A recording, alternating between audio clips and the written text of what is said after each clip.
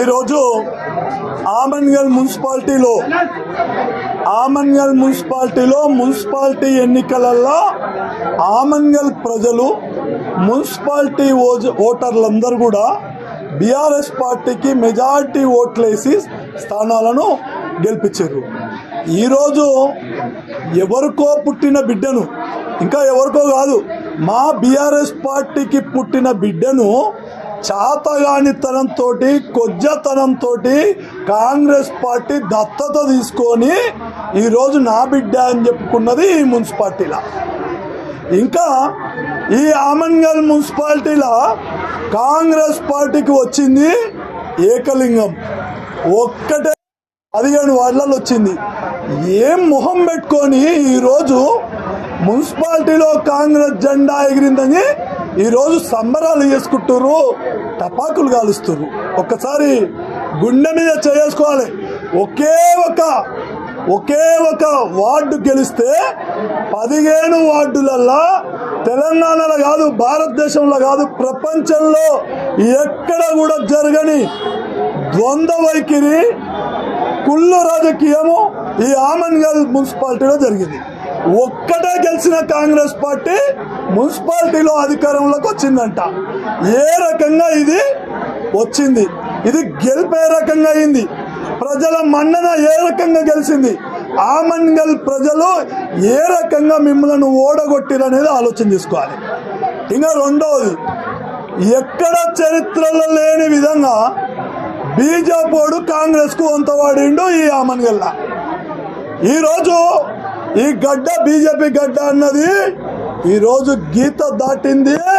BJP party ఈరోజు 50% దాటి ఓట్లు బీఆర్ఎస్ పార్టీకి కారు గుర్తుకొచ్చినాయి. ఇంకా ఇప్పుడే ఒక ఆయన ఎవరో మరి సోషల్ మీడియాలో పెట్టిరు, కారు గుర్తును కింద పెట్టి బూట్ తోటి ఆయన తొక్కుతున్నారు. ఎవడి తరం కాదు తెలంగాణ రాష్ట్రంలో కారును దొక్కేది, ఎవడి తరం కాదు ఈరోజు తెలంగాణ రాష్ట్రంలో బీఆర్ఎస్ పార్టీని ఓడగొట్టేది. మీరు కాంగ్రెస్ బీజేపీ ఒక్కటై మాకు పుట్టిన బిడ్డ, మా దాంట్లో గెలిచినోడిని చైర్మన్ వేసి డబ్బులు ఇచ్చి ఇద్దరు ఒక్కటయి దొంగ దోస్తానా వేసి కాంగ్రెస్ కండ వేసి ప్రభుత్వం ఉందని చెప్పి చైర్మన్ చేసిర్రు. ఈరోజు ఆమన్గల్లో బీఆర్ఎస్ పార్టీ గెలిచింది. ఈరోజు రామరాజ్యం పోయి కౌరవ రాజ్యం వచ్చింది ఈ ఆమన్గల్ మున్సిపాలిటీలో. రామన్న నాయకత్వంలో రామరాజ్యాన్ని తీసుకొస్తా అన్నాం, రామరాజ్య స్థాపనలో ఇక్కడ అభివృద్ధి చేస్తామన్నాం. ఈరోజు భయపడట్లేదు. ఈరోజు బాధ కూడా పడతలేం.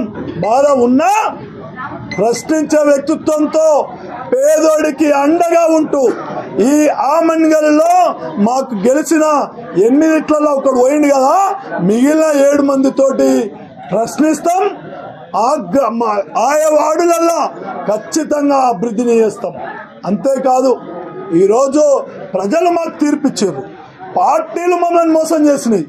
ఈరోజు కాంగ్రెస్ బీజేపీ ఒక్కటే ఓటు వచ్చినా కాంగ్రెస్ వానికి వాళ్ళేదో ఎక్స్ అఫీషియాని ఎమ్మెల్యేని తోలుకొచ్చుకొని ఈ ఎక్స్ ఇక్కడున్న జాతీయ బీసీ కమిషన్ ఆచారి ఇద్దరు వీళ్ళేమో అసెంబ్లీలేమో ఆచారి నారాయణ రెడ్డి కొట్లాడతారు.